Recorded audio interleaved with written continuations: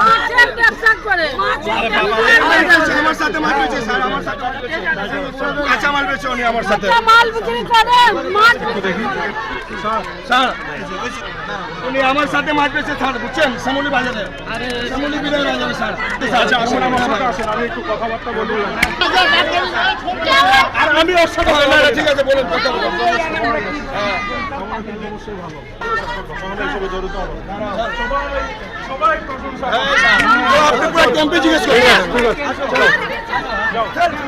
সাথে যেহেতু পাওয়া যায় নাই, সন্দেহ হিসেবে আসছিল, সবাই বলছে ভালো।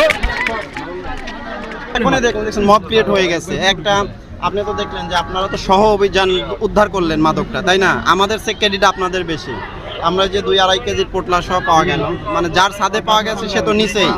তো এখন মুশকিল হলো যে আমরা তো সন্দেহভাজনভাবে নিয়ে আসছিলাম, আপনাদের এলাকার অন্তত 100 লোক জমা হয়ে গেছে, কান্নাকাটি, চিৎকার, চেঁচামেচি। আমাদের কতটা কঠিন পরিস্থিতিতে আমাদের কাজ করতে হয় এটা তো বুঝলেন, এটা তো দেখলেন, যে আপনারাও দেখলেন যে আমরা আসলে যে আমরা বাইরে থেকে অনেকে আমাদের কটূক্তি করে না যে আমরা চাইলেই সব পারি, আসলে চাইলে সব পারা যায় না। এখানে যেন 1-1.5 লাখ লোক বাস করে। একটা মহিলাকে যদি ধরা যায়, দেখতেন এখানে লোক হয়ে যাইতো 1-2 হাজার। যদি একটা মহিলা আসামিও ধরেন, একদম রিয়েল আসামিও ধরতাম, 1-2 হাজার মহিলা ধরেন আমাদের ঘিরে ধরে কি একটা যে অবস্থা তৈরি করে ফেলতাম। আমরা বারবার এগুলো ফেস করি। এসব কারণে এখন ভাবছি আপনাদের নিয়ে আসে, আপনারা আমাদের প্রোটেকশন হিসেবে কাজ করেন। গাজার পরিমাণও তো অনেক বেশি দেখলাম। হ্যাঁ, অনেক বেশি। কিন্তু এই যে আসামি ধরতে না পারাটা, এটা আসলে পুলিশের ব্যর্থতা বলবেন না আক্ষেপ বলবেন? না, আপনারা তো ছিলেন, খেয়াল করেন যে একটা বাসায় টোকা দিলে বা ধাক্কা দিলে কত সময় নেয়। ধরেন এই গাজাটা যেটা আমরা ধরলাম, সেটা হয়তো কারো রুমে তো ছিল, ছাদে তো আর মানে এমনিই যায় না, হাত পা গোজায় নাই যে গাজা উঠে উঠে হেঁটে হেঁটে চলে গেছে। বা ধরেন যে এখানে গরম সহ্য করতে পারে নাই, ছাদে উঠে একটু হাওয়া খাচ্ছে, তাও তো না, কেউ না কেউ তো রাখছে। এরকম ক্ষেত্রে হয় কি, বাস্তব কথা হলো যে এসব ঘর বাড়িতেই থাকে, আমরা তো সোর্স পেয়েই যাই। তো দেখা গেল যে আমরা গেলে এরা দরজা বন্ধ করে দেয়, ওই যে কেসি গেট আটকায় দেয়, এটা ভেঙে বা ধাক্কায় খুলতে খুলতে এরা ওই যে ওইরকম উপরে। আপনাদের এর আগে যে 2-3 দিন অভিযান করে দেখলেন না, ছাদে থেকে সব উদ্ধার হয়। আমরা যখনই ধাক্কাধাক্কি করি, তারপরে একটু ভাঙচুর করি, তখন দেখা যায় ওরা ছাদে রেখে দেয়। এখন ওই যে তো পরবর্তীতে যদি ওই বাড়ির লোকজনকে নিয়ে আসে, এসে বলে আমাদের তো সাথে পান নাই, ছাদে পাইছেন, তাহলে ছাদে রাখলো কে?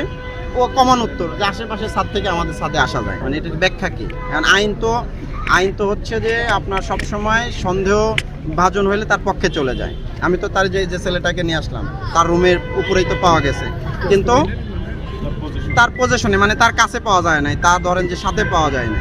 এইগুলো আমাদের অনেক চ্যালেঞ্জ। এই চ্যালেঞ্জগুলো তো সাধারণ মানুষ বোঝেন। আপনারা আজকে নিজেরা দেখলেন, নিজেরা অভিযান করে আপনারা ধরলেন, আবার নিজেদের সামনেই মব সৃষ্টি করা দেখলেন, নিজেদের সামনেই আমাদের হেফাজতে থাকা একটা আসামিকে আমরা মানে ব্যক্তিকে আমরা ছেড়ে দিলাম, বাধ্য হইলাম, আপনারা দেখলেন। মানে তাহলে বুঝতে পারবেন যে আমাদের আসলে কতটুকু চ্যালেঞ্জ নিয়ে আমাদের কাজ করতে হয় প্রতিনিয়ত। এখানে রাত বাজে এখন প্রায় 12টা।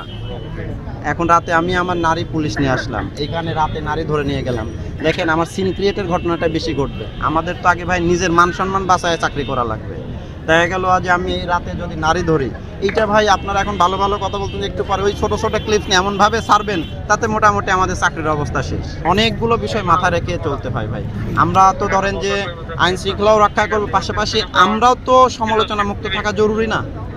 আজকে এখন আপনি আমার বন্ধু, কিন্তু আমার একটু ভুল ত্রুটি হলে তো আপনি আপনাকে ছাড় দেবেন আপনার প্রফেশনাল জায়গা থেকে, আপনি তো ওইটা প্রচার করবেন। তখন মানুষজন তো জেনে হোক না জেনে হোক আমাদের গালিগালাজ করবে, আমাদের তখন এই যে কি বলে বিশ্বাসযোগ্যতা নিয়ে প্রশ্ন উঠবে। এই কারণে আমরা রাতের ক্ষেত্রে সাধারণত নারী পুলিশ নিয়ে আসাটা একটু বর্জন করে চলি। গত বছরে আমরা এসে যে এরকম একটা প্রতিকূল পরিস্থিতি, একটা ভয়াবহ মানে লুটতরাজের নগরী পাইছিলাম মোহাম্মদপুরকে, আলহামদুলিল্লাহ আল্লাহ তাআলার প্রতি শুকরিয়া, আপনাদের প্রতি শুকরিয়া, এলাকাবাসীর প্রতি শুকরিয়া, সরকার এবং ডিএমপির ঊর্ধ্বতন কর্তৃপক্ষের প্রতি শুকরিয়া যে তাদের সার্বক্ষণিক সহযোগিতা যখন যেভাবে ফোর্স চাইছে দিছে।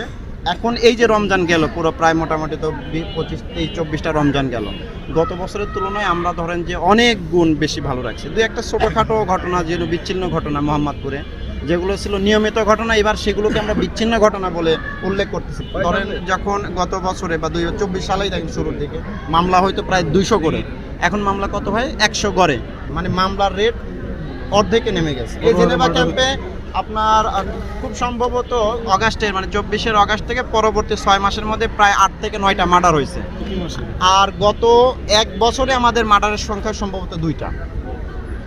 তাই না? আমরা যদিও বলতেছি না যে একটা মার্ডারও, এটা তো মানে প্রশংসার কোনো বিষয় না, কিন্তু আমরা যে কি পরিমাণে নিয়ন্ত্রণে আনতে সক্ষম হয়েছি। প্রতি মাসে এখানে মারামারি, ফাটাফাটি, গুলাগুলি। আপনি জেনেভা ক্যাম্পে সর্বশেষ কবে গুলাগুলি শুনছেন আপনারা একটু স্মরণ করেন তো? বা চাপাতি নিয়ে এবারে দৌড়ানি দেখছেন, বা এখানে ইট ছোড়াছড়ি দেখছেন, শুধু দেখছেন, এটা দেখেন নাই সেই অনেক সময় আগে। এটা আমাদের সফলতার উদাহরণ আর কি।